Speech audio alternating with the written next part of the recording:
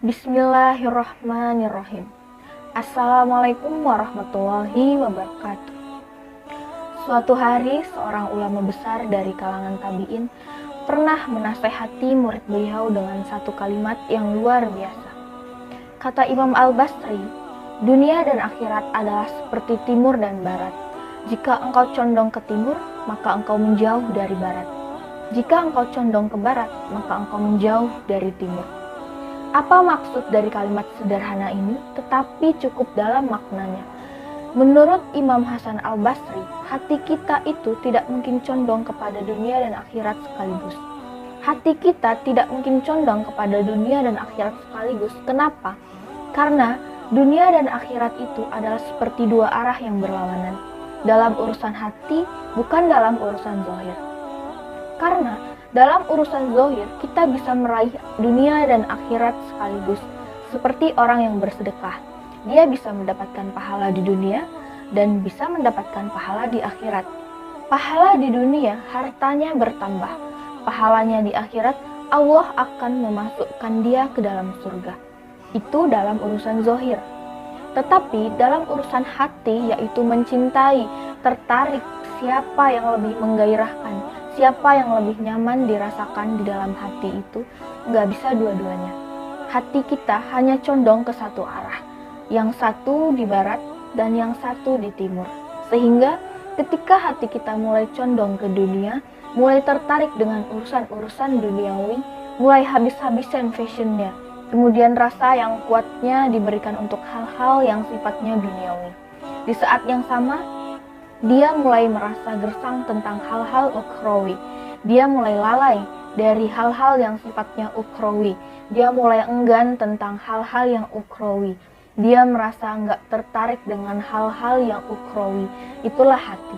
Sebaliknya, ketika dia menjauh dari dunia, maka mulai merasakan indahnya ibadah kepada Allah Subhanahu wa Ta'ala.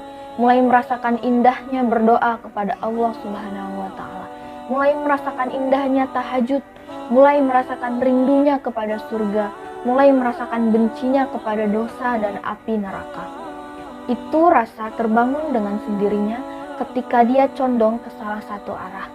Sekarang kita tanyakan kepada diri kita masing-masing, rasa apa yang membuat kita tiba-tiba bergairah saat mendengar sebuah tawaran, ada orang menawarkan, maukah engkau aku tawarkan perniagaan yang kamu keuntungannya sekian? Mau nggak aku tawarin satu kerjaan yang gajinya sekian, yang omsetnya sekian, yang profitnya sekian?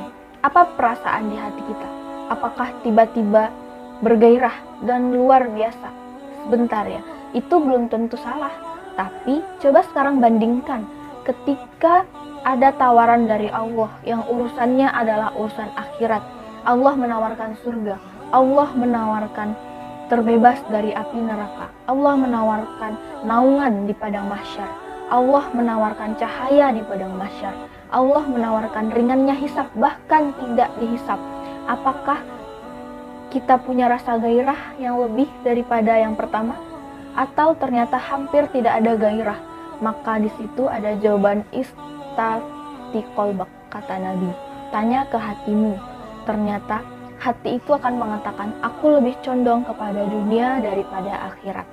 Sehingga siapapun yang hatinya lebih condong kepada dunia daripada akhirat, maka dia termasuk orang-orang yang punya penyakit hati. Wahabban hubbud dunya.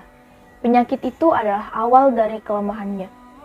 Ini yang harus kita coba introspeksi di bulan Ramadan.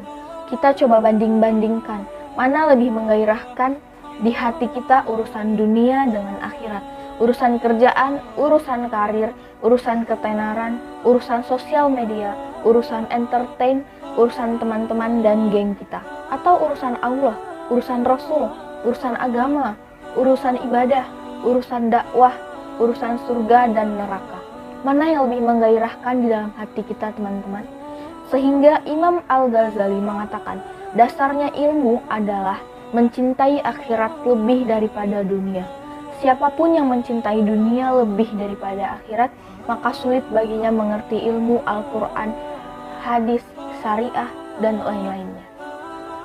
Allah Subhanahu wa Ta'ala berfirman, "Kalla bal tuhibbunal ajilah waddarunal akhirah. Sungguh kalian mencintai dunia sehingga kalian mengabaikan akhirat. Gak mungkin mencintai dunia dan akhirat, tapi mungkin meraih dunia dan akhirat. Tapi mencintai dunia dan akhirat sekaligus bukan seperti itu sunatullahnya. Maka bagaimana cara supaya akhirat ada di hati kita tapi dunia ada di genggaman kita? Kita boleh menggenggam dunia dengan erat, tapi tidak boleh meletakkan dunia di dalam hati. Walaupun 1 rupiah kita letakkan dunia di dalam hati, maka itu akan menjadi penyebab dari kelemahan dan masalah hidup kita. Tapi walaupun miliaran rupiah kita letakkan di genggaman kita, maka itu mudah-mudahan akan menjadi kebaikan. Permasalahannya adalah dunia itu ada di genggaman atau ada di hati kita masing-masing. Barakallahu fiikum. Wassalamualaikum warahmatullahi wabarakatuh.